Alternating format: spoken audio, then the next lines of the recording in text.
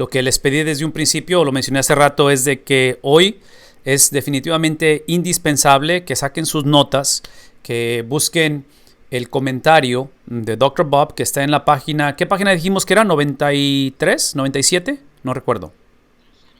97, ahí en sus notas, y busquen el comentario de Efesios capítulo 2, porque ustedes ven en la pantalla, es donde estamos. Básicamente hemos acabado los 13 videos y lo que estamos haciendo o lo que vamos a invertir por las próximas clases es simplemente los ejemplos, cómo poner en práctica la metodología de la interpretación de la Biblia a través de 7 preguntas, a través de los 4 ciclos de lectura, y entonces queremos ejemplificarlo esto precisamente con el libro de Efesios en el capítulo 2 y versículos 1 al 10. Así es que dos cosas: notas, Biblia, porque es obvio que necesitamos la palabra de Dios, queremos que la saquen también.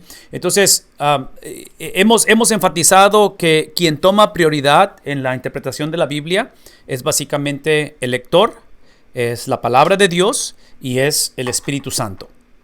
Son los que toman prioridad en esa experiencia. Entonces, ahorita que estamos hablando del comentario de Dr. Bob, ahorita que estamos hablando de algunos recursos que vamos a mencionar, es básicamente al final del segundo ciclo de lectura, tercer ciclo de lectura y cuarto ciclo de lectura. Entonces, es lo que estamos hablando ahí. Entonces, asumiendo que ya hemos orado, asumiendo que hemos estado buscando el rostro de Dios, que ha habido confesión de pecado, asumiendo que hemos comprometido nuestra lectura, nuestro tiempo en la palabra de Dios, no es solamente que queremos crear un sermón o queremos simplemente producir un estudio bíblico, pero este es parte de la relación con Dios, que es lo que obviamente crea en la vida del ser humano, y hablamos de no tanto de escudriñar la palabra de Dios, pero es ser escudriñados por la palabra de Dios. Es ahí donde voy a asumir que eso ya está asentado, es lo que voy a asumir. Así es que parte de la recomendación que quiero hacer es que busquen en sus notas, porque voy a compartir la pantalla un poco, y de ahí espero que puedan ver también la pantalla que está de la televisión que está aquí al lado mío, porque quiero que veamos juntos esto. Y déjenme ver si puedo. Ok, aquí está. En el comentario de Efesios de Dr. Bob, este es un patrón que se repite a través de cómo él escribe estos comentarios, cómo es que él los presenta y los introduce. Entonces, tiene obviamente los subtítulos en estas letras mayores, de los cuales una invitación que yo les haría, porque tratamos de recordar que los principios de interpretación es de que los versículos tienen significado en oraciones, en las oraciones tienen significado en los párrafos, y los párrafos tienen significado en las unidades literarias. Esas unidades literarias eventualmente tienen significado en el libro que estamos estudiando, que en este caso es Efesios, y del libro, dijimos, por el paralelismo en cuestión de la literatura que se escribe, estos libros, vamos en este caso, después de ver el libro, vemos ahora, siguiendo esos círculos concéntricos, vemos ahora, porque Efesios es una carta de prisión, son 4 las cartas de prisión, lo vemos a nivel de cartas de prisión, mismo autor que es Pablo, y luego nos vamos a las 13 cartas que escribe él, luego nos vamos al Nuevo Testamento, luego nos vamos a la Biblia en su totalidad. Entonces vean que son bastantes círculos concéntricos, pero estamos hablando de que si vamos a predicar la centralidad de lo que el autor dijo y lo que el autor implicó, lo que el autor dijo del mismo tema en otros pasajes, lo que el autor dijo del mismo tema en otros libros, si es que escribió otros libros, lo que otros autores dijeron de ese mismo tema y eventualmente lo que los destinatarios entendieron, todo eso, Dr. Bob lo va a poner en práctica, o lo va a expresar aquí en la introducción, que es lo que está en la pantalla, y me voy a ir a la parte de abajo o a la parte final de la introducción de esto, y ustedes van a encontrar una sección que se llama propósito. Entonces, en este propósito lo que hace es que él nos va a dar esa vista panorámica de la razón por qué este libro se escribe.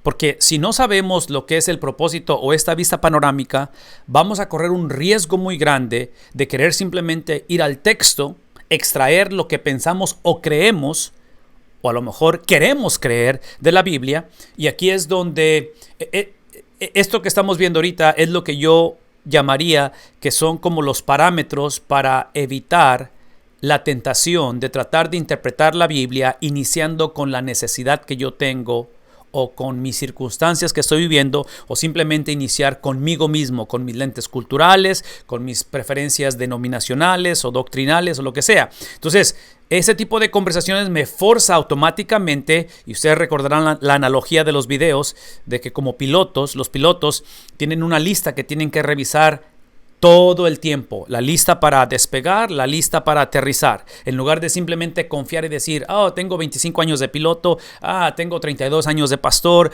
tengo predicando 15 años, ya sé cómo hacer esto. No, o sea, es una metodología que hemos estudiado por 2 meses y medio con el propósito de convertir lo que se le llama un hábito. Es una práctica que esperamos que simplemente suceda como algo natural, en lugar de simplemente lanzarnos al texto. Entre paréntesis, 2 cosas. Si nuestra tendencia es preparar nuestros sermones el sábado en la noche, es obvio que esto va a ser difícil de hacerlo, porque esto requiere preparación, compromiso, disciplina y tiempo. Entonces esa es una de ellas, para poner en práctica lo que estamos hablando. La segunda es que sí, y aquí es donde retomo la conversación de la invitación de predicar de una manera expositiva, porque la predicación expositiva lo que hace es que me ayuda precisamente a poder crear esos hábitos un poco más, con más consistencia. Este domingo voy a estar predicando mi sermón número 15. Por 15 domingos he predicado Primera de Pedro. Y estoy en el versículo 7 este domingo, del capítulo 3. Entonces me llevó 15 semanas para llegar al capítulo 3, versículo 7. La ventaja es que esto que estamos por hacer ahorita lo hago semana tras semana porque es el mismo libro y eso me ayuda bastante, me da bastante flexibilidad para esto. En fin, en el propósito del libro, que es lo que estamos hablando aquí, simplemente observen que dice aquí que el tema del libro se encuentra en el versículo 1, capítulo 1, versículo 10 y el capítulo 4, versículo 1, versículo 10. Ahí es donde está básicamente la centralidad del libro de Efesios, los cuales enfatizan, vean esto, enfatizan la unidad de todas las cosas en Cristo y enfatizan cómo Cristo restaurará la imagen de Dios en la humanidad y en el mundo entero.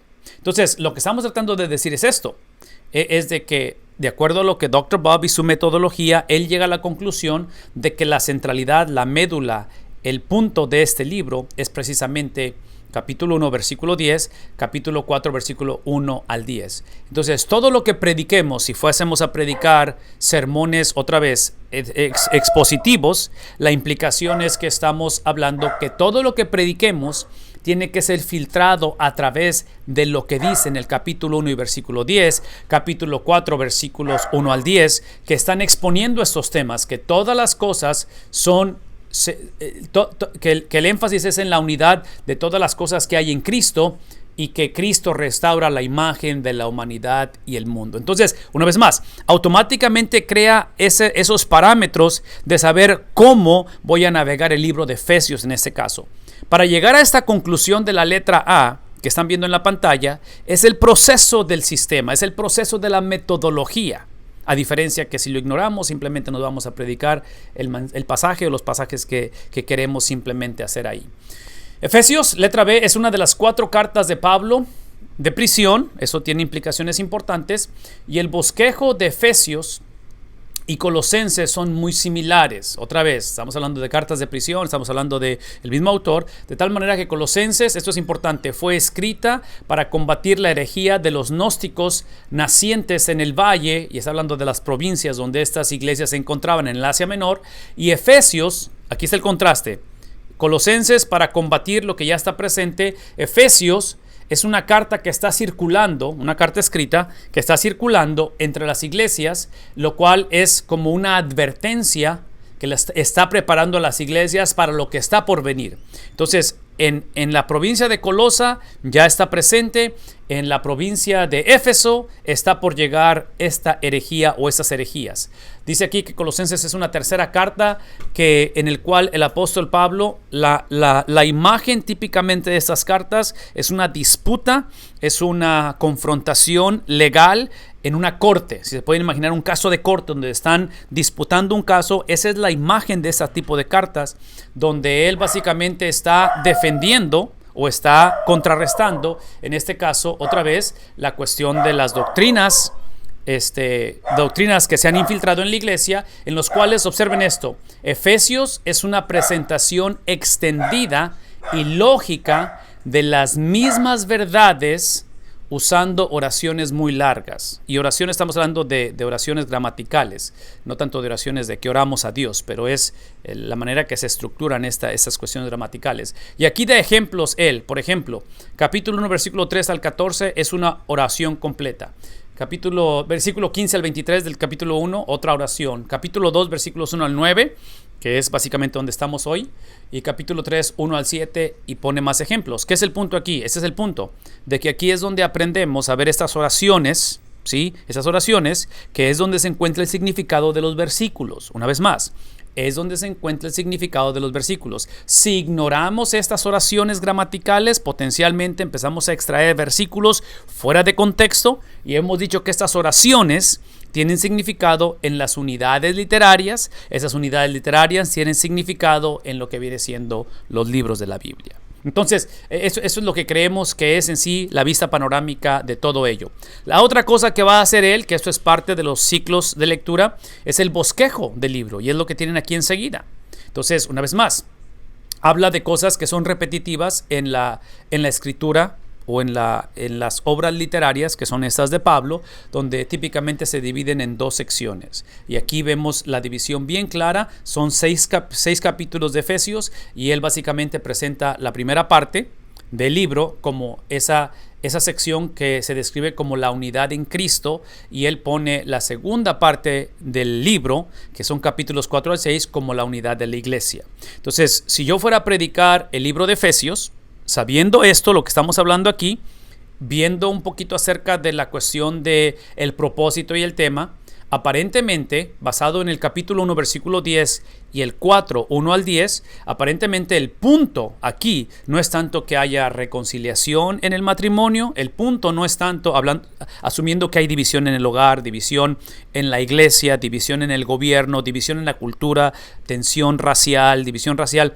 Aquí el punto, por lo que vemos en Efesios, basado en esta descripción que está dando o la introducción, es de que todas las cosas encuentran la unidad cuando están conectadas, no entre sí.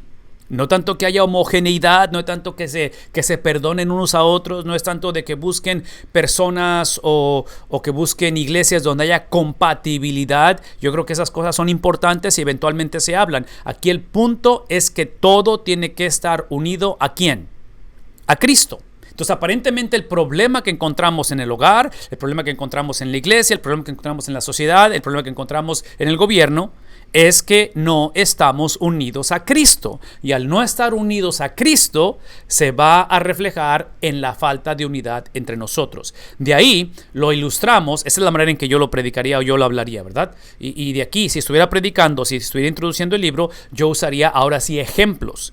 Desde el índice de divorcio, desde la fragmentación del hogar, desde la situación en el gobierno, en fin, podemos hablar de un montón de ejemplos cómo se ha fragmentado todo. Y típicamente lo que hacemos, o la mente secular, trata de lidiar con los síntomas en lugar de lidiar con el problema. El problema es Cristo, el problema es la falta de unidad con Cristo. Por lo tanto, cuando entramos en este bosquejo breve, aquí es donde está el bosquejo, y la importancia es de que capítulos 1 al 3, que si estamos predicándolo en ese orden, lo que va a hacer es que capítulo 1 al 3 me va a hablar de la teología o de la doctrina, de lo que significa unidad, de lo que significa estar unido a Cristo.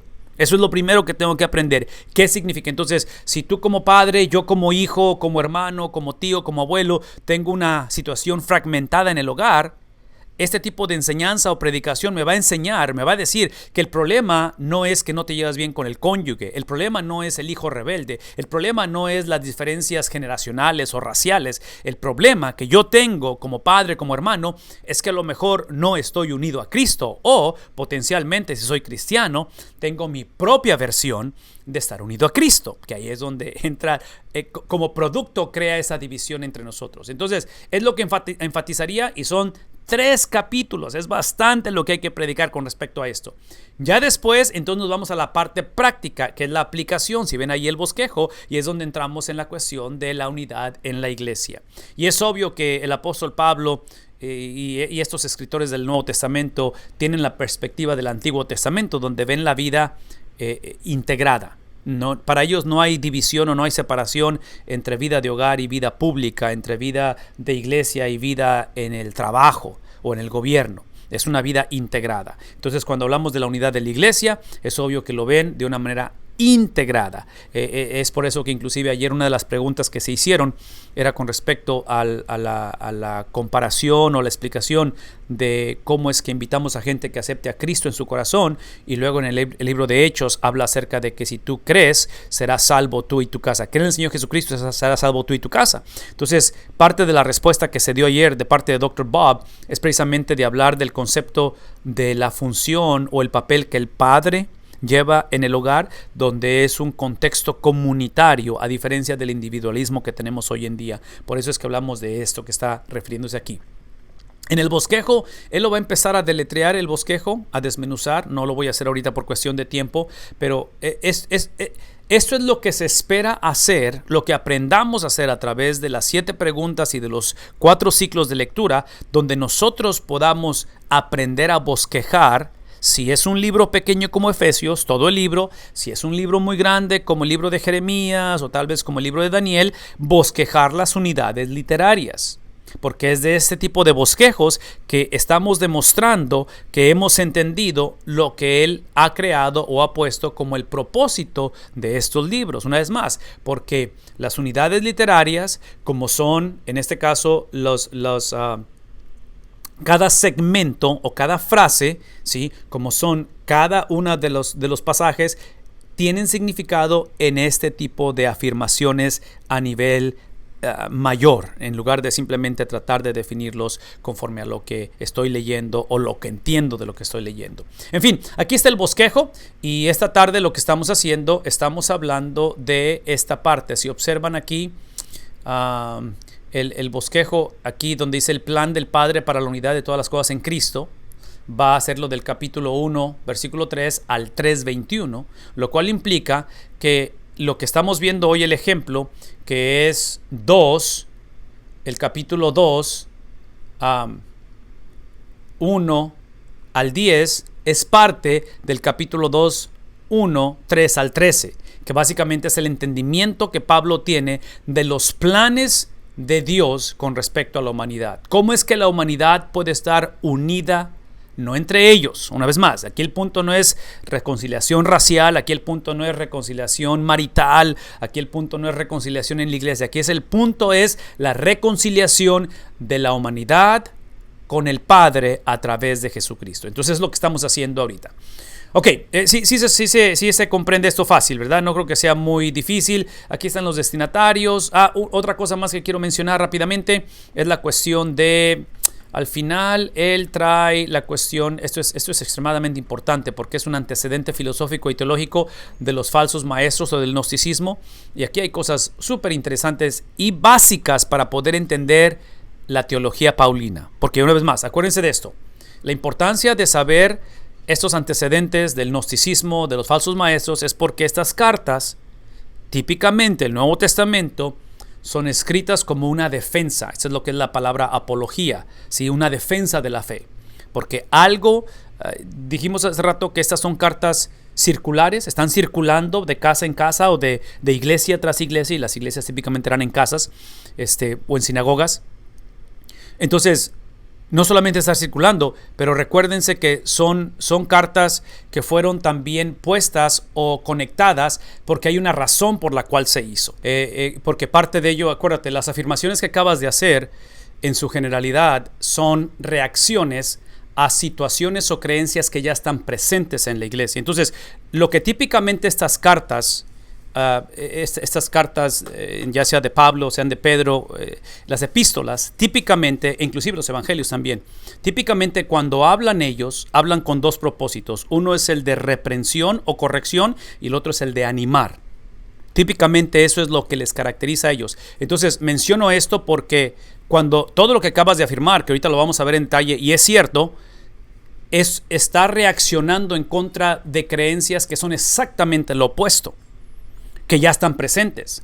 Pero a donde voy es esto, que nuestra tendencia, si ignoramos el contexto, si ignoramos lo que está sucediendo, si ignoramos o se nos olvida que estas son cartas circunstanciales, que hay una circunstancia, algo está pasando que orilla a estos autores, a estos apóstoles, a hablar. En otras palabras, no están hablando simplemente a un montón de gente que nunca han escuchado el evangelio o que en un momento dado vienen de un contexto donde no creen absolutamente nada. Estas culturas son extremadamente espirituales. Sus raíces, ya sea en el judaísmo, ya sean en la cultura griega, son profundas. Entonces, estas cartas traen un contexto donde se están echando un round, es una confrontación donde va a haber derramamiento de sangre. Porque lo que está por decir el apóstol Pablo, una es de que la iglesia o muchas de esas personas, cristianos y no cristianos, lo van a ver y van a decir, ¿y tú quién piensas que eres? ¿Con qué autoridad estás tú hablando en contra de? Y empiezas a enlistar.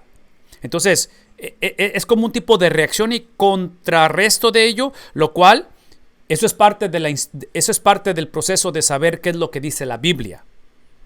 A diferencia de que si ignoramos eso, potencialmente lo vamos a leer, sacar nuestra deducción, que puede ser la misma, simplemente que corremos el riesgo de tratar de aplicarlo en nuestro contexto sin saber cómo es que los destinatarios originales, ellos respondieron a las preguntas o a los comentarios que Pablo está haciendo. Entonces, vean nada más rapidito así otra vez, porque es lo que quería que vieran en cuestión de la introducción, pero tienes mucha razón en lo que estás hablando, hermano. Simplemente vean en el capítulo 2, versículo 1, el punto de esto es la salvación a través de la gracia, ¿verdad? Y si ustedes tienen ahí, otra vez sus notas, que es para mí de suma importancia que las tengan, quiero que vayan conmigo rápidamente ahí otra vez de lo que estamos hablando y vayan precisamente al capítulo 2. Y en el capítulo 2, estoy simplemente ahí en el comentario, nomás que yo estoy usando el comentario de la página, no estoy usando el comentario que está en las notas, así es que los números de página van a ser diferentes, pero muchos de ustedes tienen el comentario que está en las notas del cuaderno, lo cual es el mismo, no hay ningún problema. Pero en el capítulo número 2, déjenme llegar ahí, aquí está.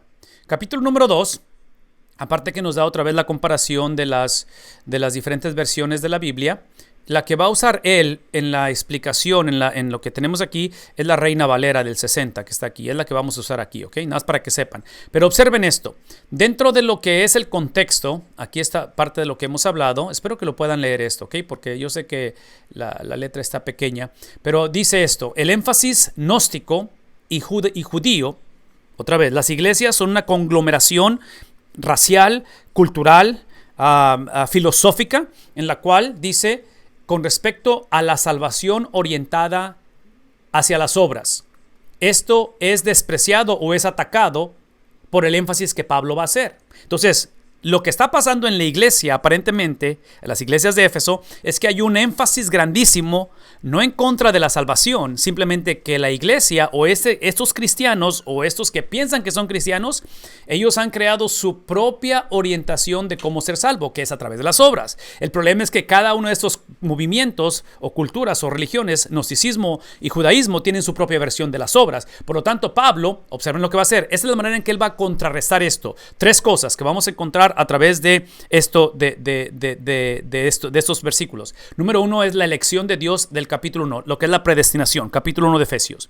Número 2 es la gracia iniciada por Dios, capítulo 2, versículo 1 al 10. Y número 3 es el misterio del plan redentor de Dios escondido, que ha sido un misterio a través de los siglos. Eso implica que los judíos y gentiles son ahora uno en, lo cual no les va a gustar.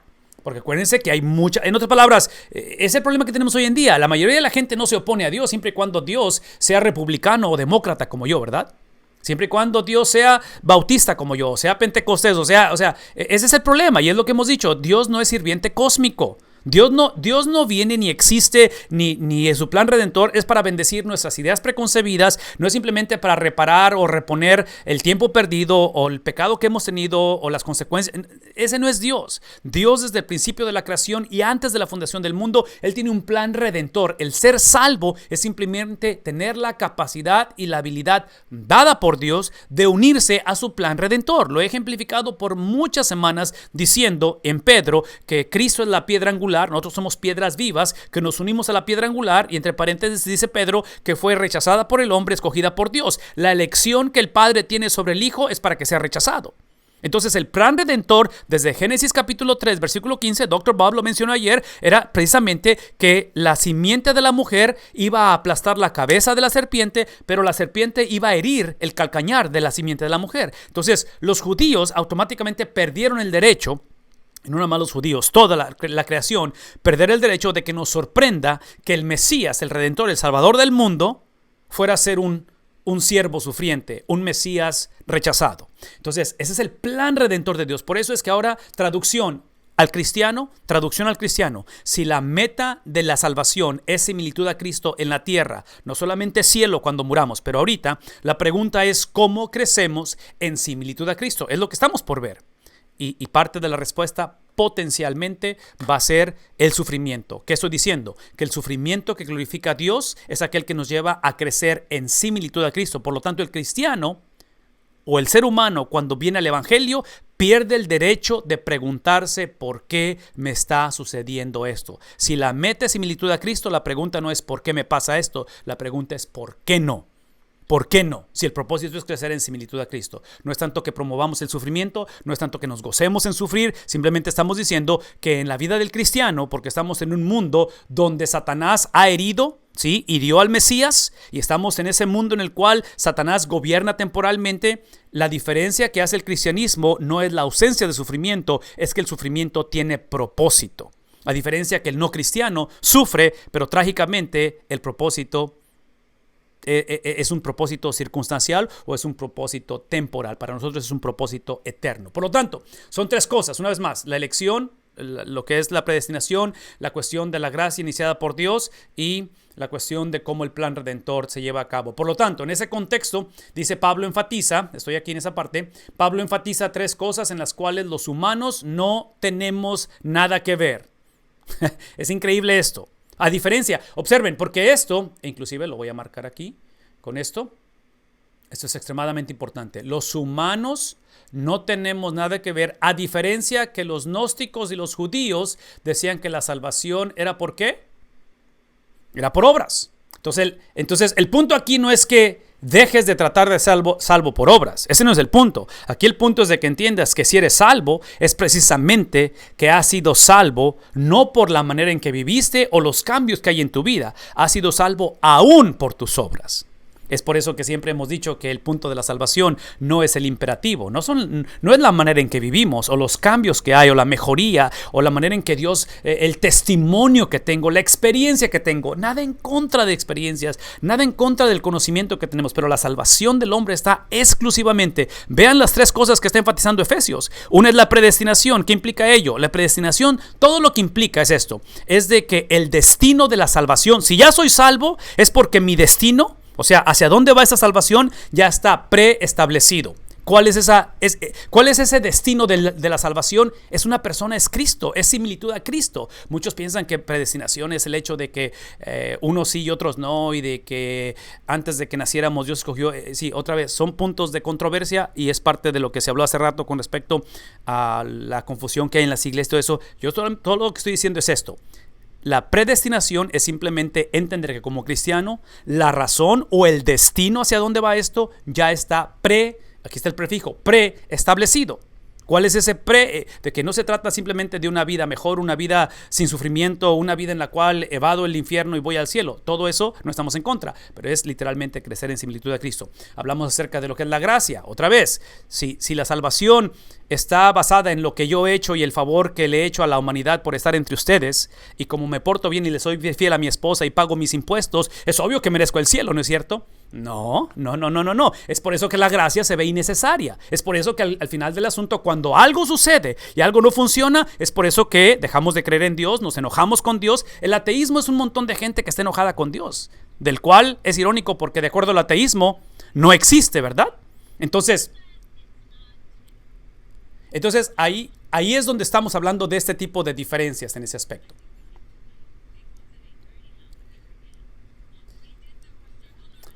Es ahí donde quiero invitarles a que piensen en el último. El último tiene que ver con el misterio del que estamos hablando ahorita.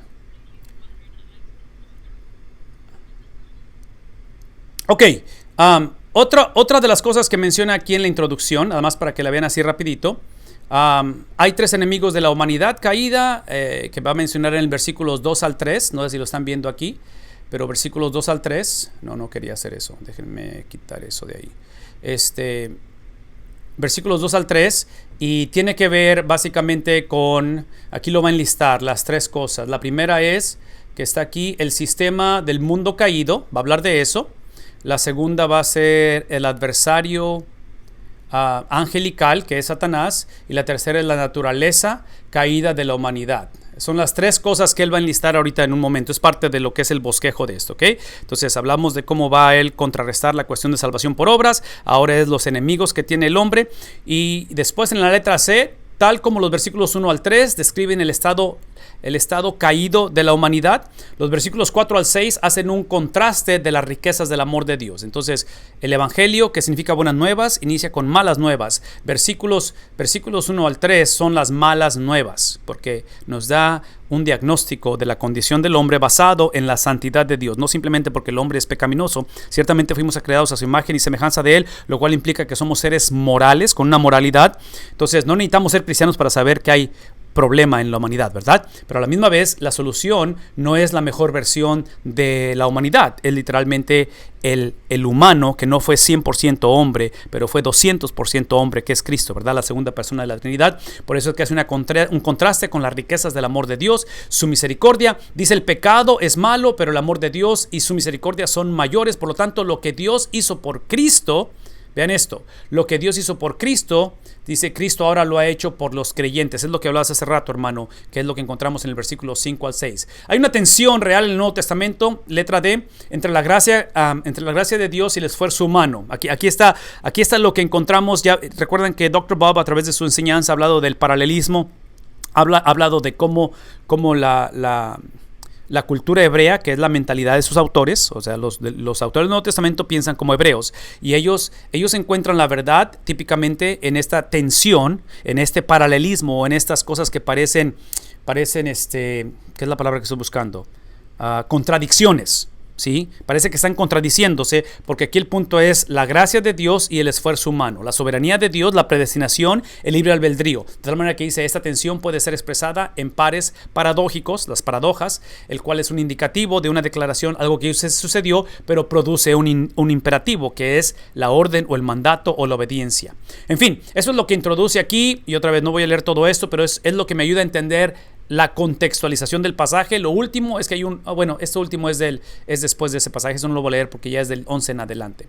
En fin, esto viene a ser la introducción. De ahí, todo esto que estamos hablando, ahora sí entramos en el pasaje y observen, esta es la parte que ayuda mucho al comentario. Observen que la división que hay contextual, gramatical, nos invita a pensar que en el caso de Efesios, capítulo 2, versículo 1 al 10, aquí está un pensamiento. Entonces voy a decir una vez más. En cuestión de versículos, solamente tienen sentido, significado, en cuestión de oraciones. Aquí está una de ellas, versículos 1 al 10. Las oraciones tienen significado en párrafos. Los párrafos tienen significado, ¿en qué dijimos? Unidades literarias en libros de la Biblia.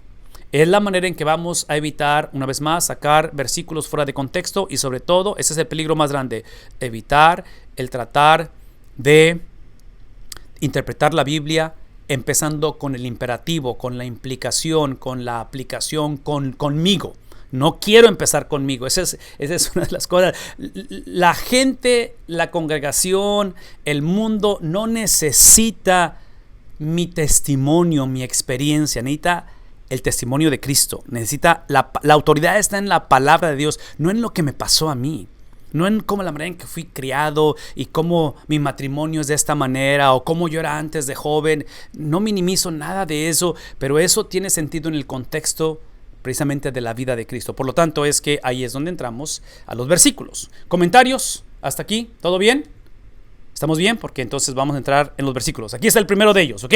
El primer versículo dice, salvos por gracia, y Él os dio vida a vosotros, explica aquí, cuando estabais...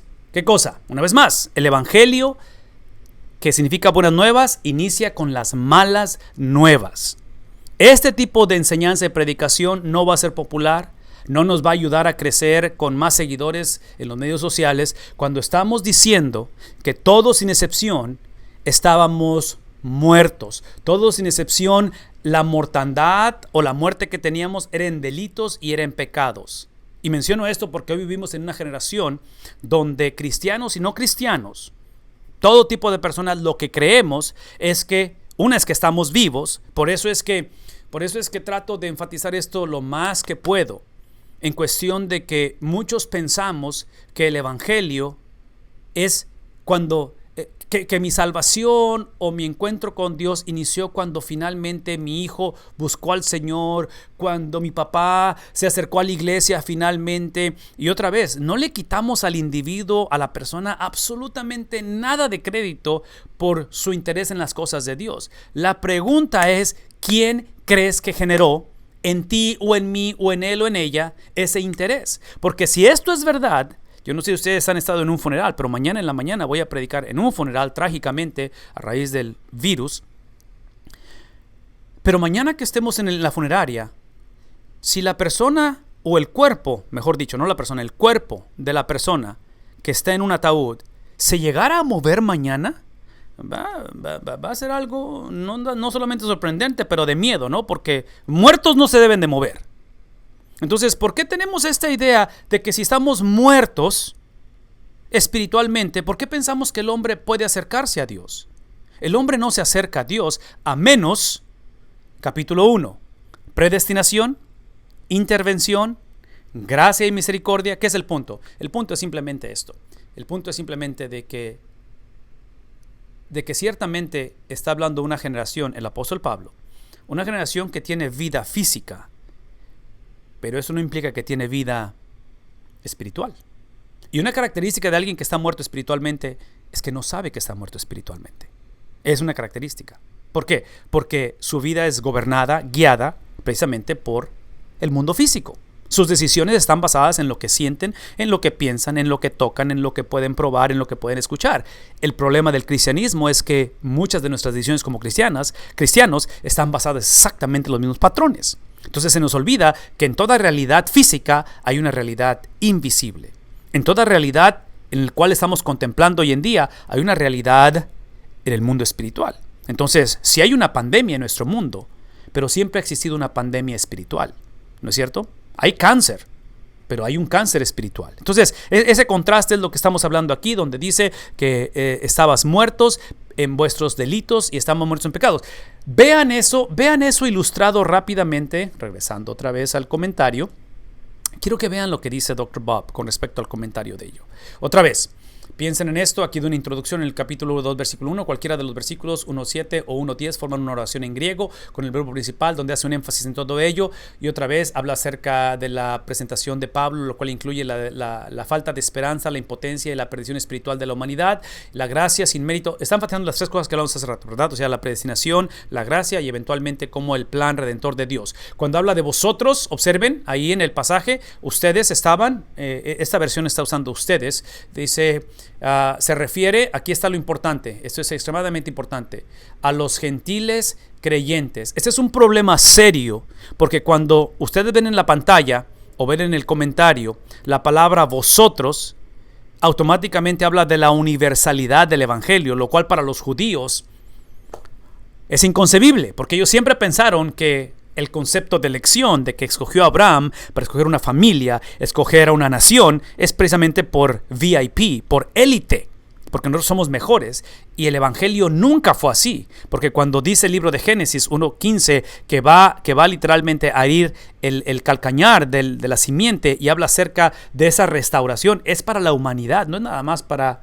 ¿Por qué? Porque la promesa que hace en Génesis 1.15, no hay judíos, no hay nación de Israel todavía. Es hasta el capítulo 12 que aparece la cultura o la nación en el sentido de la formación a través de Abraham. ¿Qué es el punto aquí? El punto aquí es la universalidad del evangelio. Aquí es donde yo les invito a que vean y se tomen el tiempo en el estudio personal de ver este tipo de enseñanzas que menciona él. Por ejemplo, la cuestión de estar muertos. Está hablando acerca de esta terminología de estar muertos, donde esto se refiere a una muerte, ¿qué cosa?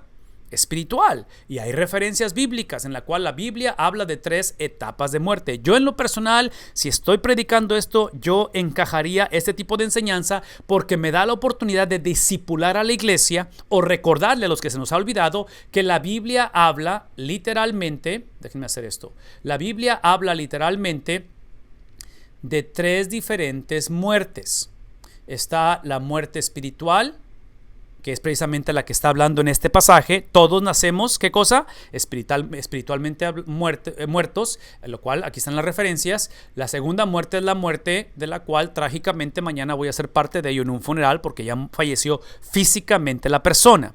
Pero aquellos, que es lo que está refiriéndose aquí en la pantalla, a mi izquierda, aquellos que pasan de muerte espiritual a vida en Cristo, que pasan de deleitos y de pecados ahora a deleitarse en Cristo y a vivir la justificación a través de la gracia, son aquellos que todos, independientemente, experimentaremos la muerte física, pero no experimentaremos, vean esto, la tercera muerte, que es la muerte segunda. Entonces, es una oportunidad para explicar los diferentes tipos de muertes. Trágicamente, aquellos que estuvimos o los que están muertos espiritualmente no piensan en una muerte segunda, inclusive no piensan que ni siquiera hay infierno, cosas por el estilo. Ok, tiene sentido. Nada más quiero ilustrar cómo usar estos comentarios y cómo darle uso y cómo darle aplicación y ver de lo que se está refiriendo en este caso. Y va a explicar en más detalle la cuestión de lo que es los delitos, lo que son los pecados, de tal manera que simplemente está hablando acerca de la condición del hombre, en los cuales dice anduvisteis, caminaste, que aquí la referencia, si ustedes recuerdan, lo hemos hablado anteriormente, es el concepto de intencionalidad y de estilo de vida. No es un concepto de circunstancial, no es un concepto en el cual de repente por la situación, el momento, la tentación sucedió. Es algo que simplemente se convierte en un estilo de vida. Y dice, tenían un estilo de vida en otro tiempo en el cual siguiendo la corriente de ¿qué cosa? Esta palabra mundo no se está refiriendo. Todo esto que yo estoy explicando está en el comentario, ¿ok? Nada más que al estudiarlo y estudiarlo con tiempo y hacer predicación expositiva, muchas de estas frases son repetitivas. Por eso ayuda a memorizarlo, ¿verdad? Entonces no tengo que usar notas porque lo hacemos constantemente. Y esto que estoy diciendo no se aplica nada más para aquellos que predicamos o aquellos que nos dedicamos a hacer esto. Esta es una experiencia para el cristiano, donde el compromiso no es predicar, el compromiso es la palabra de Dios. El compromiso no es el evangelismo, el compromiso es una relación con Dios. De tal manera que está diciendo aquí, siguiendo la corriente de este siglo. Es lo que significa o era. Sería la cuestión de era. Pablo en Romanos capítulo 12, versículos 1 y 2 dice, entre paréntesis, Romanos 12 es precisamente la división estructural o literaria del libro de Romanos, bajo el mismo autor que dijimos que típicamente divide sus escrituras entre lo que es teología o lo que es toda la profundidad que da en sus escritos, y luego la segunda parte es lo práctico, la aplicación. Eso es lo que tienes que hacer con todo lo que he dicho. Romanos 12 es el principio de la parte práctica. Por eso Romanos 12 empieza y dice, por lo tanto, hermanos, no os conforméis, ¿qué dice? A las costumbres de este, ¿qué cosa? Siglo. Es la misma palabra que está usando aquí para mundo, porque los judíos, una vez más, los destinatarios, Pablo siendo un judío, la perspectiva de ellos era que ellos creían que había 2 eras o 2 siglos, dos maneras de ver la vida. Una era la era de la maldad, la otra era la era de la justicia, que iba a ser inaugurada a través de la venida del Mesías. El problema, aquí está el problema del judaísmo, aquí está el problema de por qué Pablo ve la necesidad de hablar en Romanos, de hablar en Efesios, a los judíos que están aferrados en una salvación a través de la ley, en lugar de la gracia. Es porque ellos veían esas eras divididas por el Mesías, pero ellos, en su idea preconcebida, que todos las tenemos, ellos anticipaban que el Mesías venía solamente una vez, en lugar de 2 veces. ¿Qué implica ello? Que ellos anticipaban un Mesías como el que viene por segunda vez, como en el libro de los jueces, como un caudillo, como un conquistador. Y es obvio que Cristo viene por primera vez a través de María, a través de una concepción virginal, y Juan lo introduce, su primo, como el Cordero Santo de Dios, no como el León de Judá. El león de Judá viene en su segunda venida. Entonces aquí anduvieron en ese estilo de vida, siguiendo los patrones del mundo. Eso era lo que eran antes. Dice, conforme al príncipe de la potestad del aire. Entonces aquí es donde empieza a describir, versículos 2 y 3, los tres enemigos del ser humano. El primero de ellos, una vez más, es la cuestión de simplemente seguir las corrientes de este mundo. Son los patrones de este mundo. Es algo que abrazamos, que vivimos, que nacimos en ello. Y habla acerca del príncipe de la potestad del aire. Habla acerca de ese ser supremo, que es Satanás, el cual también es nuestro enemigo. Y dice, él es el espíritu que ahora opera en los hijos de desobediencia. Ok. Ustedes, yo a propósito quise poner el PowerPoint así y pienso que alcanzan a ver la distinción de los colores de cómo lo pongo, porque cuando predico, como lo estoy haciendo ahorita, y aquí yo sé que suena como predicación, pero estas son mis notas, este es mi bosquejo.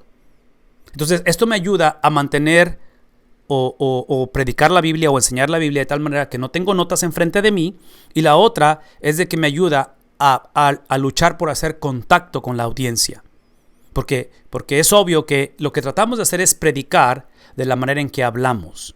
En el sentido de que cuando tenemos un diálogo, pues sería un poquito incómodo que alguien estuviera hablando conmigo y no me está viendo a los ojos.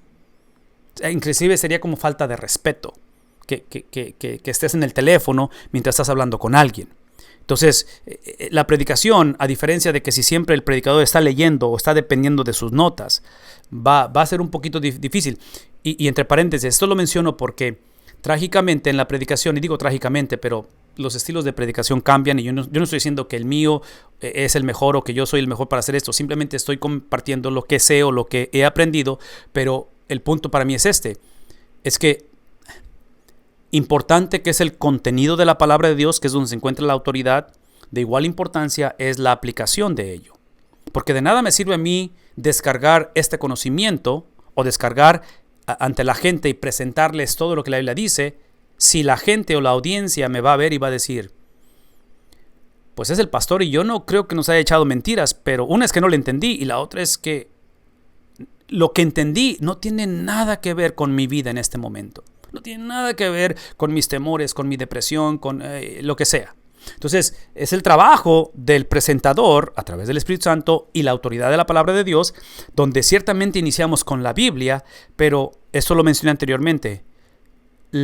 La bendición de saber lo que el autor dijo, lo que el autor implicó, lo que el autor dijo en otros pasajes, lo que otros autores dijeron de ese pasaje en otros libros y lo que los destinatarios entendieron del mensaje. La bendición de saber eso antes de que me presente enfrente de la congregación, de la gente, es que me da una libertad grandísima para contextualizarlo. Para decir, esto es lo que significa, esto es lo que está implicando, porque me da una certeza, una seguridad, donde ahora empiezo a estudiar la cultura en lugar de aislarme de la cultura. Ahora empiezo y hago un esfuerzo por entender una cultura que es diferente a la mía, si es una cultura anglo, una cultura afroamericana, una cultura, si fuera misionero en un país de Asia, me da la oportunidad de explorar porque tengo la certeza del fundamento. Entonces ese fundamento no me aísla de la cultura, me da una confianza porque es el modelo de Cristo, ¿no es cierto? ¿De qué se le acusó Cristo? ¿De pasar mucho tiempo en la sinagoga? ¿Se le acusó de que siempre estaba con los doctores de la ley estudiando la Biblia? No. Nada más observen a quién llamó Cristo como discípulos. Trajo a un recaudador de impuestos, trajo a lo que el libro de los Hechos describe como hombres comunes, no trajo a los grandes filósofos, no trajo a los grandes estudiadores de la Biblia, trajo a hombres comunes. ¿Por qué? Porque la certeza de que él no solamente conocía la palabra, pero era la palabra hecha carne, le dio esa habilidad de encarnarse. Le dio esa habilidad de poder ser parte, en lo cual creo que es lo que está haciendo el apóstol Pablo con ellos también. Ok, termina diciendo aquí simplemente hablando de los enemigos del hombre, otra vez, que es el príncipe de la potestad del aire, el espíritu que ahora opera en los hijos ¿de quién? Hijos de desobediencia. Entonces, el punto aquí, si estuviera predicando yo esto, yo diría esto. Haría una distinción en lo que es, tal vez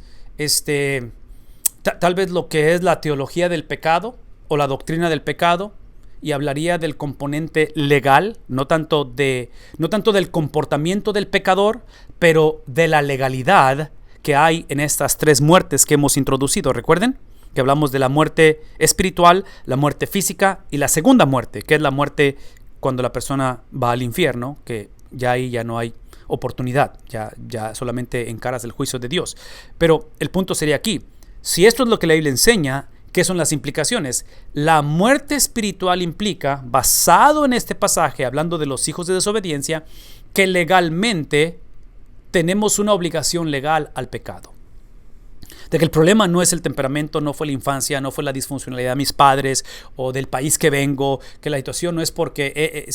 la realidad es esta, la realidad es de que los que somos hijos de desobediencia, los que antes estábamos y que practicábamos un estilo de vida en el cual anduvimos, ¿sí?, bajo las corrientes de este mundo, no fue el producto de un problema sociológico, no fue el producto de una cultura que se ha alejado de Dios, es el producto de que legalmente el hombre le pertenece a Satanás. Esa es la realidad de la vida. No es popular, suena agresivo y suena ofensivo para muchos, pero esa es la implicación. Y Pablo está hablando a judíos, aquellos que eran muy buenos en mantener la ley y se daban golpes de pecho, ¿sí? Y está hablando a gentiles, de los cuales ellos tienen su propia, ¿cómo se llama eso? Ellos tienen su propia, como los judíos, tienen su propia autosuficiencia, su propia justicia, tienen su manera, porque ellos tenían su metodología para ser salvos. Y Pablo está descartando todo eso y dice, así como está por introducir en el versículo 3, la universalidad del evangelio, como el evangelio es para el mundo, para las naciones, para todo aquel que crea, exactamente así funciona la universalidad del pecado. Así es que antes de que trates de marcar, de ver la paja en el ojo de tu hermano, basado en esto, es de que la viga se encuentra en el propio. Por eso hemos dicho anteriormente que entre más abrazamos, conocemos, disfrutamos, fomentamos, absorbemos, experimentamos la gracia de Dios, entre más hacemos eso, más compasión crece en nosotros por ese tipo de personas. A diferencia, cuando creamos nuestra propia versión de salvación, como eran los judíos, como eran los gnósticos en este tiempo, automáticamente creamos el prejuicio, creamos el legalismo, creamos el racismo, donde vemos este tipo de actitudes que realmente es la que tenemos nosotros, pero es obvio que no la vemos en el espejo. Siempre decimos, es que por ello son los hijos de esa manera. Por eso la iglesia, esa iglesia no crece, porque mira lo que están predicando. O sea, automáticamente, entonces ahí es donde yo diría, y esta es una recomendación, porque este es un problema que yo personalmente lo tengo muy grande, cuando lo veo, es cuando tratamos de ilustrar un punto bíblico hablando mal de alguien más. Y estoy hablando entre cristianos, estoy hablando entre iglesias, estoy hablando entre doctrinas. Mi sugerencia, si vas a hablar negativo de alguien más, úsate a ti mismo como ejemplo. Habla de la lucha que tú tienes, en lugar de decir, es que y mencionamos un grupo denominacional o religioso. Yo sugiero que no hagamos eso, esa es mi recomendación, porque no ayuda mucho. Ok. Transición, entre los cuales también todos nosotros vivimos en otro tiempo, en los deseos de nuestra carne. Aquí está obviamente esa legalidad del pecado, en los cuales haciendo la voluntad de la carne y de los pensamientos, y éramos por naturaleza, ¿qué cosa? Hijos de ira, lo mismo que los demás. Entonces aquí están los tres enemigos del ser humano, esa es la realidad. Tenemos varias familias en la iglesia que están por aliviarse, están embarazados, tienen bebés, y entonces cuando pienso en un embarazo y pienso en el nacimiento de un bebé, esa es la realidad. O sea, todos nacimos así, ¿no es cierto? Nacemos muertos espiritualmente. Y aquí está la transición. Pero Dios. La pregunta que yo haría a la congregación, si estuviera predicando, enseñando esto en cualquier ámbito, yo haría la pregunta: ¿tienes en tu vida un pero Dios? Este no es el tiempo de escuchar testimonios de cómo restauró Dios tu divorcio, de cómo que te ibas a divorciar, o cómo Él restauró la pandemia. Todo es importante y oramos para que esas cosas sucedan. Pero mi pregunta es, si hay en tu vida ese punto divisor donde en lugar de estarte enfocando en tratar de mejorar tu condición, de simplemente tener una situación donde dices, ok, de rebeldía, de problemas, ahora hemos entendido, todo eso, no estoy en contra de eso, pero tienes en tu vida ese punto donde has entendido que la salvación de tu alma, primeramente, observe el lenguaje, hijos de ira, de que la salvación de tu alma primeramente es de la justicia de Dios, de la persona de Dios. Sí, trágicamente las personas piensan que la salvación es primeramente de Satanás o del infierno. No, la salvación del hombre primeramente es de Dios, Porque versículos 2 y 3 nos muestra que el problema del ser humano... Sí, acuérdense de este principio. Y otra vez, ahorita el tiempo el cual se me está yendo, pero no hablo tanto así en un sermón, ¿verdad? Trato de mantener mis sermones lo más que puedo, cortos. Ahorita estoy haciendo una versión más extendida porque no se ha desconectado nadie todavía, entonces imagino que todavía están escuchando. Pero el punto aquí es este. Lo severo que es el pecado es que desde Adán hay un pacto que se hace que le llamamos el pacto de obra, donde Dios establece parámetros de cómo vas a vivir en el huerto como mi administrador. Es un pacto que hace con él, que depende literalmente de la obediencia de Adán. Entonces ese pacto trágicamente es violado y termina desobedeciendo, ¿verdad? Entonces ese pacto que se violó creó y produjo lo que se le conoce como el pecado adánico. Es donde empieza a crearse las consecuencias. Entonces recuerdan que hay dos árboles en el huerto, en el cual hablamos del árbol del bien y del mal, hablamos del árbol de la vida. Entonces, aparentemente, de acuerdo a la Biblia, de acuerdo a la teología de la Biblia, es que ese pacto de obras, si Adán hubiera escogido el obedecer, le hubiera dado eventualmente acceso a ese árbol de la vida. Pero trágicamente, como él escogió desobedecer, pierde ese derecho de ese árbol de la vida. Entonces, la pregunta que muchas veces nos podemos hacer, o se hace la gente, y algunos, no todos, no se lo han preguntado, es cuál era el estado de moralidad o la condición espiritual de Adán antes de Génesis capítulo 3. Porque había inocencia Adán, todavía no pecaba. Capítulo 1, capítulo 2. Tenía ese pacto con Dios en el cual era un pacto de obra. No era un pacto de gracia, era un pacto de obra, en el cual dependía de la obediencia de Adán. Trágicamente, Adán decide desobedecer, lo cual implica que rompe o quiebra ese pacto. Automáticamente en Génesis capítulo 1, versículo 15, una vez más, es esa experiencia de la serpiente hiriendo el calcañar y la simiente de la mujer literalmente aplastando la cabeza, es el pacto que Dios está reiniciando, instituyendo, porque el pacto previo de Adán, el primer Adán, lo violó. Entonces ahora viene un pacto de gracia, viene un pacto que depende del Mesías, un pacto que eventualmente ese herir, ahora lo sabemos, es un madero, es una cruz romana donde él va a ser herido, pero eventualmente la cabeza va a ser aplastada. Entonces menciono todo eso porque quiero que veamos lo severo del pecado y lo severo o profundo de la gracia. Porque es donde entra esto, pero Dios, que es rico en misericordia. ¿Cuál es la misericordia de Dios? Que otra vez, que Adán, en el libro de Génesis, desobedece y viola ese pacto de obras. La respuesta de Dios no fue, ok, Adán, este fue un cáliz, ok, pero no lo vuelvas a hacer. Esa no fue la respuesta, porque acuérdense que esos pactos con Dios tienen un componente legal, no es un componente de conducta. Produce una conducta, pero hay una legalidad. Entonces, desde el momento en que Adán viola ese pacto, legalmente Dios no tiene opción, pero tiene que traer juicio sobre la serpiente, juicio sobre Eva, y juicio sobre Adán. Esos son componentes legales y legalmente Él establece un nuevo pacto. Entonces, la gracia de Dios, cuando hablamos de la rica misericordia que viene por su gran amor, es precisamente que inicia en un componente legal, porque a través del pacto de la gracia, no del primer Adán, pero del segundo Adán, es que Cristo, en su obediencia perfecta, no solamente restaura al ser humano a la condición que tenía Adán antes de pecar. En Cristo, eso que ven en la pantalla de pero Dios implica que en el componente legal, que es donde empieza la conversación, en la legalidad, el ser humano, el cristiano, aquel que tiene un pero Dios, su posición legal ante Dios es mejor que la que tuvo el primer Adán. ¿Por qué? Porque ahora la justicia que Adán violó, la justicia que Adán debió de haber mantenido de obediencia, la cual él la violó, ¿verdad? Porque era una justicia que él dependía de él y él decidió desobedecer. Ahora nosotros como cristianos, lo que hemos recibido y lo que tenemos en nosotros no es una justicia basada en que aprendimos la lección y no lo volvemos a hacer.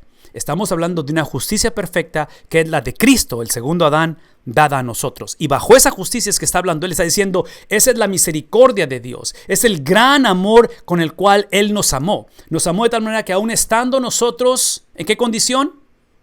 Bajo lo que Adán nos acreditó, que fue el pacto de obras, ahora dice, nos dio vida juntamente con Cristo. Y cuando hablamos de vida, por favor escuchen esto, huerto, 2 árboles, el del bien y el mal, el árbol de la vida. El árbol de la vida, el primer Adán tuvo la posibilidad de tener acceso, violó el pacto, escogió el otro árbol, conocemos la historia. Cristo, por su perfección en obediencia, Él es el que acredita, Él es el que recibe ese árbol de la vida, y la misericordia de la cual estamos hablando es de que no solamente el segundo Adán tuvo acceso al árbol de la vida, es que ahora esa vida, ¿qué hace con ella?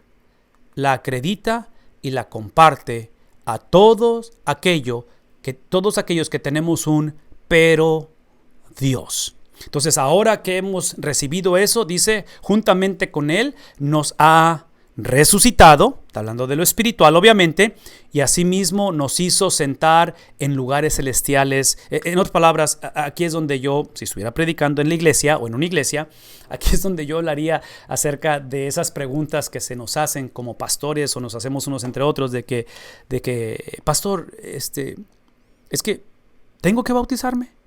O sea, esa pregunta la entiendo, creo que entiendo por qué lo preguntan, pero es como si yo dijera, ¿tengo que proveer para mis hijos? ¿Tengo que amar a mi esposa? ¿No se puede conformar nada más con que no le sea infiel? En otras palabras, ¿tengo que vivir con ella, dormir con ella, hacer la vida con ella? ¿Qué si nada más no la odio? ¿Ven la diferencia? Entonces, cuando decimos, ¿tengo que bautizarme? Es como que si, tengo una obligación. No, observen. Él nos ha resucitado, porque el bautismo obviamente es ese simbolismo de morir con Él, pero hemos, ¿qué cosa? Resucitado con Él. Es obvio que es un simbolismo presente de una resurrección espiritual, pero eventualmente va a ser física. Por lo tanto, dice Él, asimismo nos hizo sentar en los lugares celestiales. En otras palabras, nos ha hecho copartícipes. Ese árbol de la vida que el primer Adán descartó, ignoró y perdió por su desobediencia, la obediencia de Cristo le dio acceso a ese árbol. Él por eso dice en el Evangelio de Juan, yo he venido para que tengan vida. ¿Qué tipo de vida? La vida que el primer Adán despreció. La vida que si él hubiera cumplido ese pacto de obras, él hubiera podido tener acceso a ello y no lo hubiera heredado o pasado. Trágicamente nos heredó lo opuesto, y esta es la importancia de esta salvación, para mostrar en los siglos venideros, otra vez, las eras, ¿verdad? Las abundantes riquezas de ¿qué cosa? En otras palabras, aparentemente el ser copartícipes, aparentemente el sentarnos en los lugares celestiales con Cristo Jesús. Si recuerdan un poquito del gnosticismo y aún del judaísmo, pero el gnosticismo siempre hablaban de élite, de que la salvación era a través de ciertos códigos secretos que solamente ciertas personas, cierta élite tenía acceso a ello. En Colosenses, que es una carta que va a la par, dijimos al principio que su bosquejo es muy similar. En Colosenses, estas doctrinas de estos falsos doctrinas ya están presentes. En Efesios es una advertencia que vienen para ellos. Pero el punto es el mismo, la audiencia es la misma, y parte de la audiencia en Colosenses y de los Efesios es precisamente las doctrinas falsas del gnosticismo que están diciendo que no solamente la salvación es a través de códigos secretos, pero esta cuestión de sentarse en lugares celestiales con Cristo, que habla de cierto tipo de preeminencia, ¿sí? que es parte de lo que recibimos en Cristo, a través del gnosticismo es para cierta élite. De lo cual inclusive en Colosenses el apóstol Pablo, para ilustrar la palabra plenitud de acceso a Dios en su totalidad, de esa vida que se encontraba en ese árbol que Adán despreció o perdió por su desobediencia, Pablo en Colosenses usa la palabra pleroma, que implica plenitud, su totalidad, que es el punto, que el conocer a Cristo es conocer a Dios en su totalidad, de que no hay nada secreto, no hay pasajes secretos, no hay códigos secretos, de que es literalmente a través de la fe, regresando a Abraham, a través de la fe, a través de la justificación, a través de Cristo Jesús. Por lo tanto, termina diciendo, para mostrar en los siglos venideros otra vez la abundante riquezas de su gracia en su bondad para con nosotros en Cristo Jesús. Otra vez, el punto aquí es simplemente observen la palabra mostrar. Aparentemente este privilegio de ser salvos, este privilegio de ser copartícipes de su resurrección, este privilegio es para bendecir a otro. Entonces, la manera en que lo decimos en la iglesia es de esta manera. Nosotros no creemos que Dios nos ha bendecido. Nosotros creemos que ha bendecido al mundo a través de cómo nos ha bendecido. Traduzcan esto en cuestión de las finanzas, que ahorita es un tema extremadamente importante por la situación económica que hay, porque nuestras iglesias obviamente continúan necesitando ese apoyo económico. Nosotros no diezmamos porque tenemos, nosotros diezmamos porque podemos. Nosotros no diezmamos para obtener una bendición. Nosotros creemos que la bendición es el diezmar.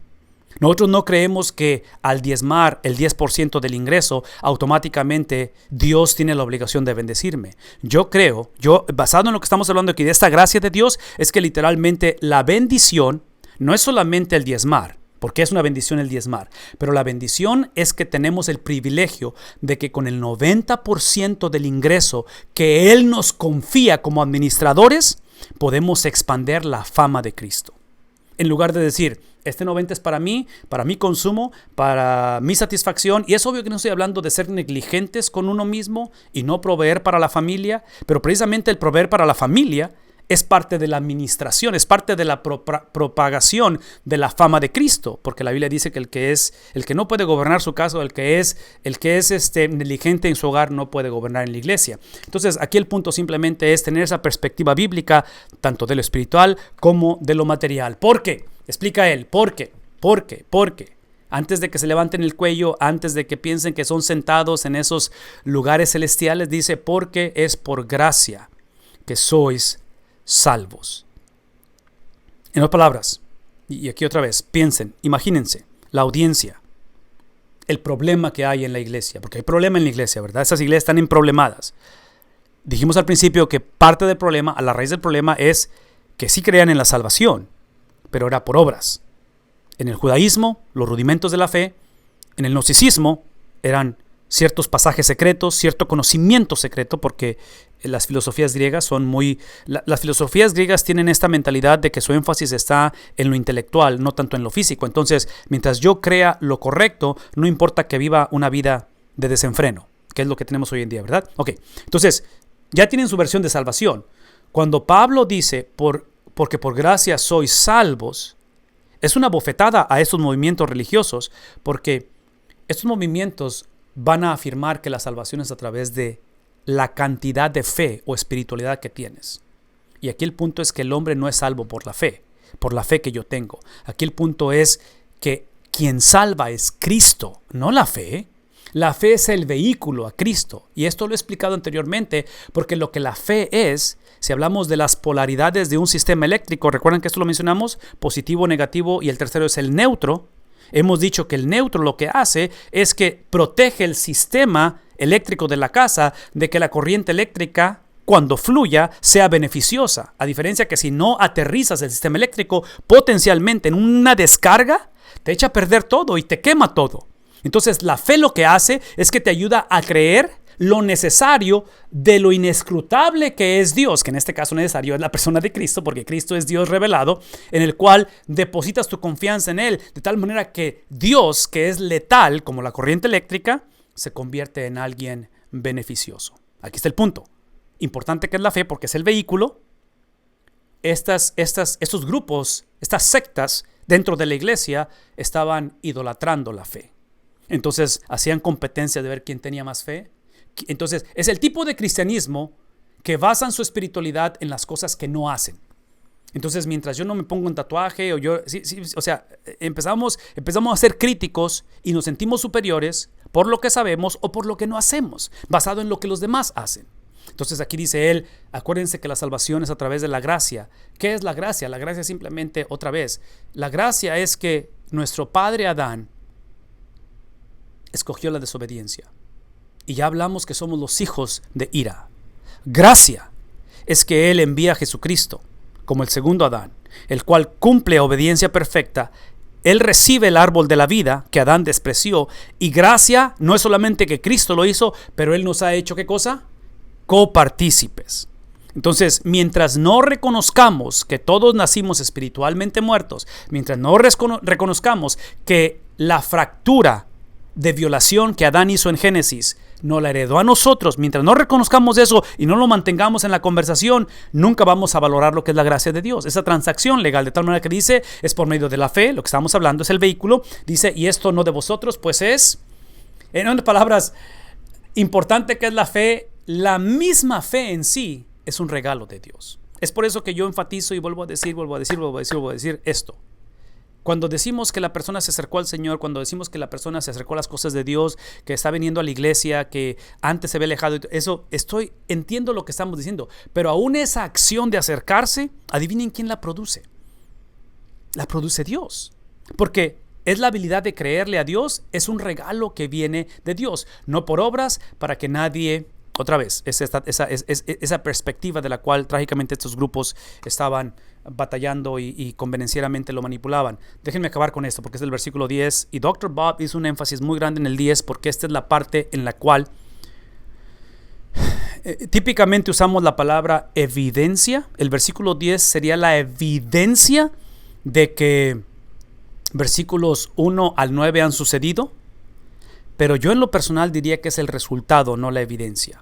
Y anteriormente les he platicado que el inglés, en mí, es la evidencia de que tengo 30 años en Estados Unidos, viviendo.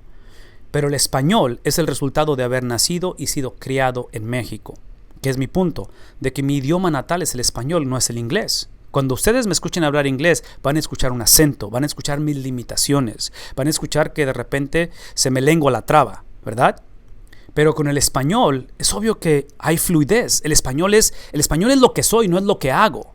Entonces traduzcan esto en el versículo 10. El versículo 10 no es la evidencia que eres cristiano, es el producto, es lo natural, es lo que sucede. Porque si ustedes a mí me aprietan, lo que me sale por los poros no es inglés, es español. Entonces, cuando el cristiano es puesto en una situación difícil, lo que debe de fluir es que porque somos hechura suya, dice aquí, somos creados en Cristo. ¿Para qué? Lo que tiene que fluir en la vida del cristiano son las obras de Cristo. Entonces, hasta cierta manera, esto de las buenas obras es que el hombre sí es salvo por obras. Es salvo por las obras de Cristo. Acuérdense, las obras de Adán lo llevó a romper el pacto de obras en Génesis, lo cual escoge comer del árbol que se le había prohibido. Y eso le prohíbe, por la justicia divina, de no tener acceso al árbol de la vida. Cuando Cristo se aparece el segundo Adán, sus obras, su perfección, su justicia, su vida perfecta como hombre de 33 años sobre la faz de la tierra, es lo que produce que él tiene acceso a la vida. Y él dice, yo he venido para que tengan vida, vida en abundancia. Entonces no es una cosa futura, es una cosa presente, de tal manera que cuando hablamos acerca de cómo fuimos creados para buenas obras, fuimos creados a las obras de 33 años de un varón judío que nos ha acreditado esas obras a nosotros. Entonces, hoy en día, el problema del cristiano es que vivimos vidas en las cuales no hemos activado las obras de Cristo. Por eso es que seguimos trágicamente predicando un evangelio, como predicadores, como iglesias, un evangelio basado en los imperativos. Predicamos moralismo, predicamos salvación literalmente que depende de que no fumes, de que no bailes, de que no te divorcies. Ese no es el evangelio. Es obvio que no queremos promover una ética equivocada, pero el evangelio es la transacción legal de 33 años de perfección, que es lo que el primer Adán no quiso obedecer. Cristo obedeció. Y esa obediencia nos la ha dado a nosotros porque es la única obediencia que el Padre recibe. Por lo tanto, dice, las cuales Dios, estas obras, las de Cristo, Dios preparó de antemano para que anduviésemos en ellas. Entonces, este versículo 10 es como cerraríamos el sermón, hasta cierta manera advirtiendo a los que nunca se han entregado a Cristo que reconozcamos que si el Espíritu de Dios está moviéndose esta noche para transformar tu vida, esto es lo que es predestinación. Este es el destino de la decisión que estás por tomar. De que si vas a entregar tu vida a Cristo, es porque pierdes o perdemos el derecho hacia dónde va esto. Y de acuerdo a la enseñanza de Pablo, hablando a la iglesia en Éfeso, hablando a las iglesias en esta provincia de Asia Menor, está diciendo, para aquellos que ya han entregado su vida a Cristo o piensan que la han entregado, esto es lo que va a producir.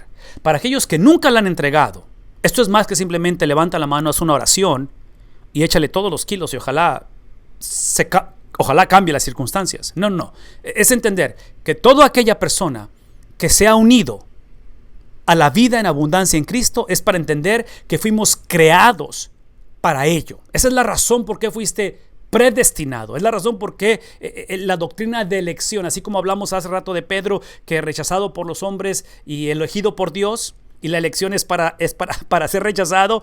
Ahora entendemos que nuestra elección, usando la terminología del capítulo 1 de Efesios, es precisamente para que podamos caminar en las obras de Cristo y podamos andar en ellas, porque ese fue el plan redentor de Dios desde Génesis capítulo 3 versículo 15. Esta es la razón. Aquí se encierra todo lo de la vida, todo lo de la salvación y la razón por qué estamos aquí inclusive esta noche. Entonces, esa es la manera en que prepararíamos un sermón, un estudio bíblico usando la metodología. Es la manera en que yo les invitaría a que regresen a ver el comentario, regresen a ver el video de Dr. Bob, vean cómo él va a desmenuzar todo esto, lo va a poner en detalle y espero que esto es como todo, es con la práctica, es la manera en que empezamos no solamente a estudiarlo, pero lo empezamos a vivir, ¿no es cierto? Porque aquí no es nada más transferir información, la transferencia de información es algo que impacta la vida del ser humano primeramente, que se refleja en cómo obviamente lo enseñamos. Sí. Es la obra, es lo que llamamos una obra forense, es un agente forense. No es algo que inicia simplemente porque la persona otra vez tocó fondo o simplemente tuvo una experiencia. O sea, está basado en que alguien creó esto en nosotros. Nosotros nada más fuimos los receptores de ello, fuimos los destinatarios. Respondimos porque otra vez tenemos la habilidad de responder, pero respondimos a la gracia de Dios, a lo que Él produjo en nosotros. Ok, ¿cómo estamos? Háblenme. ¿Algún otro comentario o pregunta, hermanos, al respecto? Así es. Las buenas obras es el estilo de vida de Cristo. O sea, aquí es donde tenemos que reenfatizar que hubiera sido en vano si Cristo se aparece un jueves, muere un viernes y resucita un domingo. Era necesario que Él viviera 33 años porque Él tenía que cumplir la ley. Él tenía que cumplir el pacto de gracia. Acuérdense que Adán falló el primer pacto, este segundo Adán tiene que cumplir el pacto. Entonces, ese pacto no solamente lo cumple, que son sus obras de 33 años. Entre paréntesis, las obras de Cristo es la ley cumplida, ¿verdad? Porque cuando Dios establece los mandamientos hasta la fecha son válidos. Y es la manera en que vamos a ser eventualmente juzgados. El mismo Cristo nos va a juzgar, ¿verdad? Porque es el que nos salva, pero también es el juez que viene en su segunda venida. Entonces, no hay misterio aquí cómo va a acabar la historia, cómo acaba la película. Porque bajo la palabra de Dios escrita, que es la palabra hecha carne en Cristo, es que seremos juzgados y por esa palabra es que somos salvos a la misma vez. Entonces sí, es la vida de Cristo, las buenas obras es la vida de Cristo dada a nosotros. Ha sido acreditada, ya existe en la vida del cristiano esto.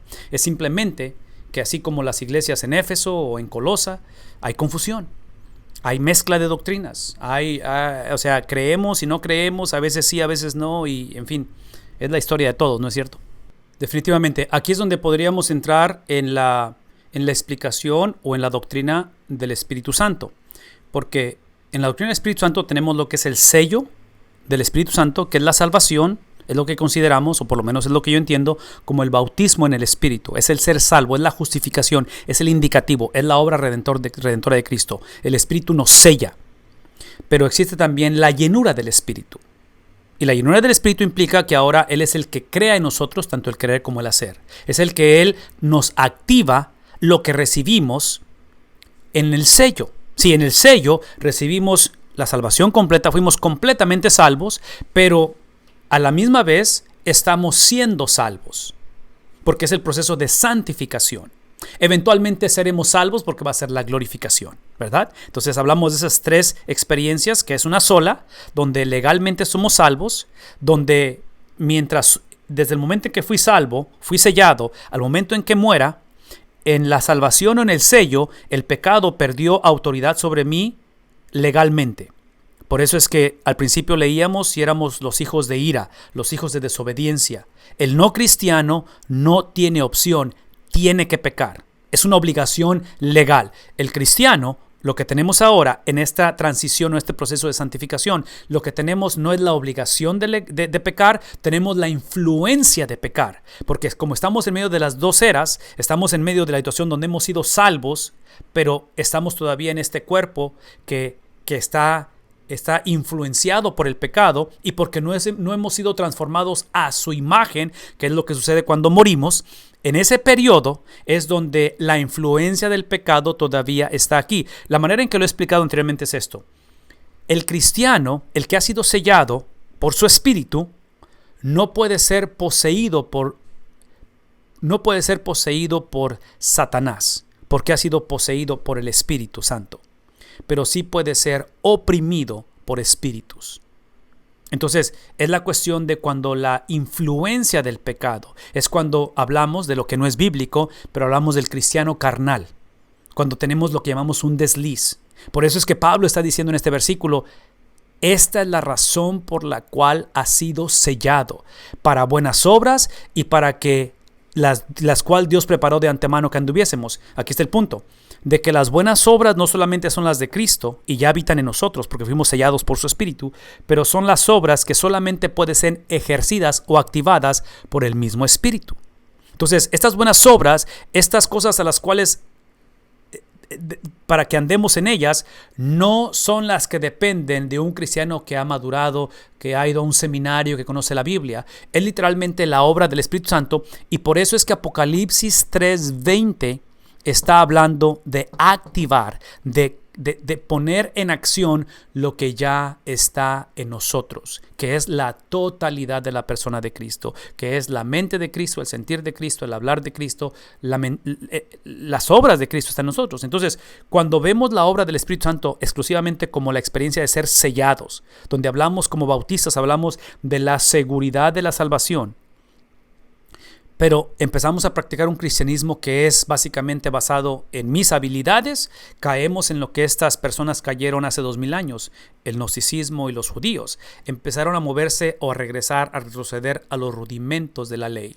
Empezaron a volver a basar su salvación en las cosas que no hago, su salvación en lo fiel que he sido, la salvación en la manera en que me han mantenido en medio de una pandemia, no he menguado. Sí, esa no es la salvación, eso es lo que produce la salvación.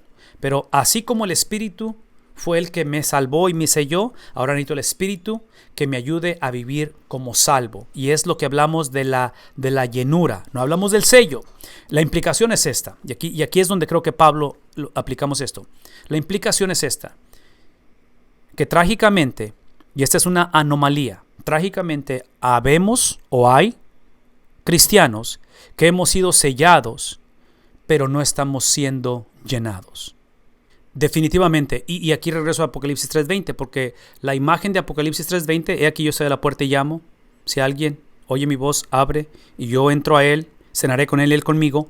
Es esa imagen, donde, porque fuimos creados a su imagen y su semejanza, y así como el ser humano en la salvación para ser sellado tuvo que decir sí al Evangelio, ahora para vivir como persona llena, no sellada, porque sellados ya estamos, pero llenos de su presencia, tenemos que decir sí al Evangelio.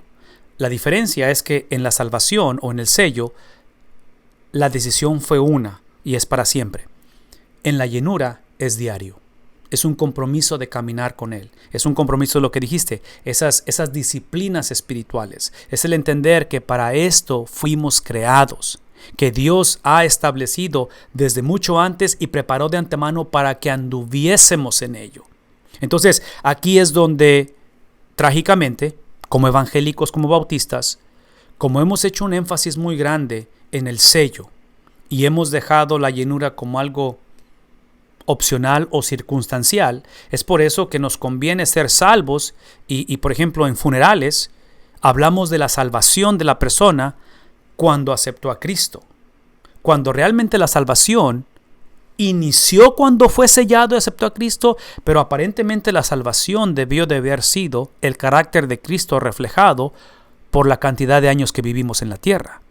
Entonces, si yo ahorita preguntara o nos preguntáramos, hey, ¿qué ha hecho o qué está haciendo Dios en tu vida? La mayoría nos regresamos a cuando aceptamos a Cristo.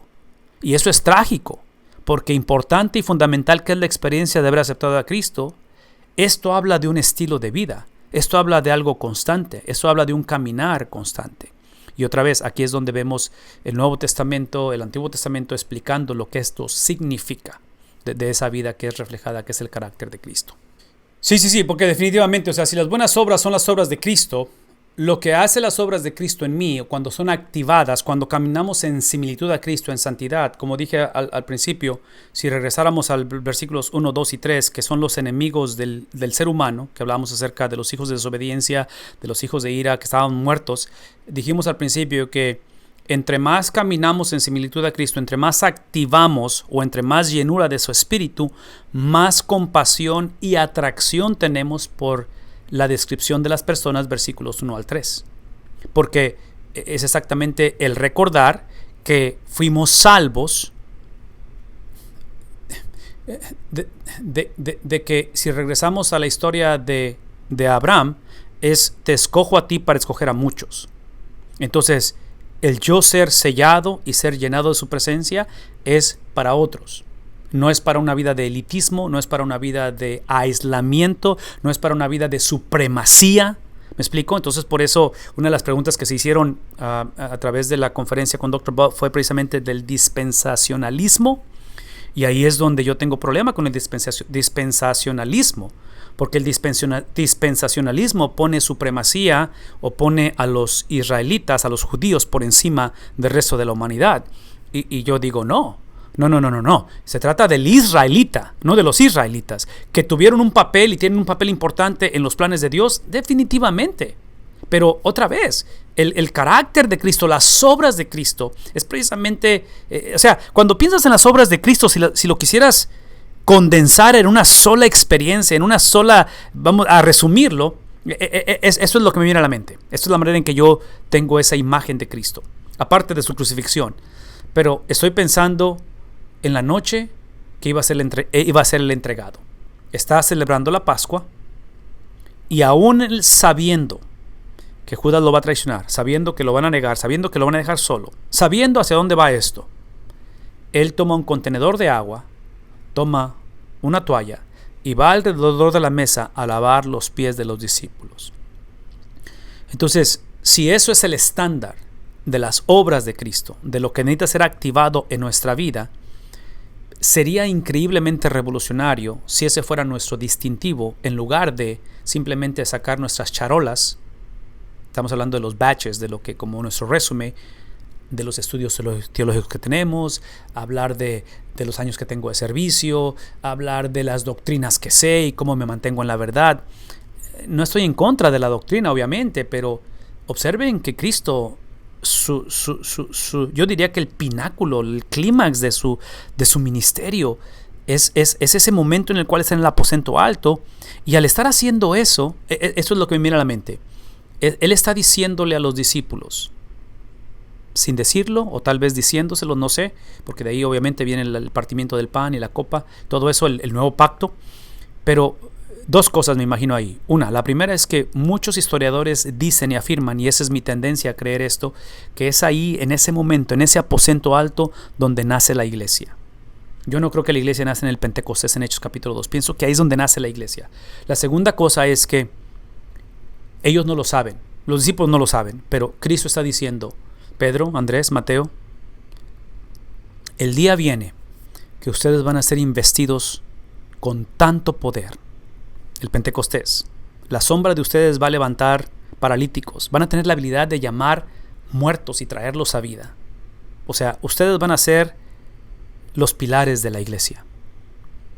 Nunca se les olvide este momento, que entre más autoridad, más poder, más influencia, es para el servicio de otros. Entonces, por eso es que la iglesia ha revolucionado la cultura del mundo. desde pensar en el valor que el Evangelio pone a la mujer, a los niños, cosa que nunca antes en la humanidad había existido hasta que el Evangelio viene. Entonces, ahí es donde quisiéramos predicar este mensaje dentro del contexto evangelístico, porque una vez más, cuando invitamos a que gente sea sellada por su Espíritu, expliquémosle que somos sellados para ser llenados. Y eso es lo que significa ser llenado, lo que está en la pantalla. Son las obras de Cristo fluyendo, movilizadas, activadas en nosotros. Y es la obra del Espíritu Santo, activando eso. Esto no es una clase que tomamos o simplemente un deseo de ser más semejante a Cristo. Esto es literalmente la obra del Espíritu Santo.